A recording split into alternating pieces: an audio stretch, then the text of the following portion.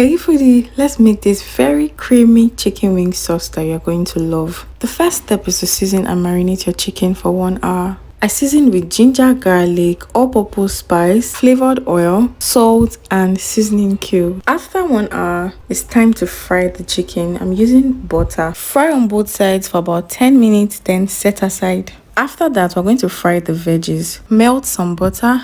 Add in onion, allow to fry for 2 minutes. Now I'm adding bell peppers, all-purpose seasoning and seasoning cubes. Fry for 3 minutes, then set aside. Now it's time to make the creamy sauce. In a pot, pour in some coconut milk, soy sauce, oyster sauce, onion powder, black pepper, and the chicken. When it starts boiling, add in scotch bonnet and the bell pepper. After 2 minutes, add corn flour mixed with water. Allow to boil for 2 minutes, and this is what you should have. Now, I'll be enjoying this sauce with some mashed potatoes using Ayoola potato flour. Ayoola potato flour is made from 100% Irish potato. I love the fact that it is gluten-free. It provides a rich source of antioxidants. It can be used for different kinds of dishes as well as swallow. Ayoola potato flour comes in different sizes. You can get it at the supermarket or at your local market. I really enjoyed this. You need to give it a try.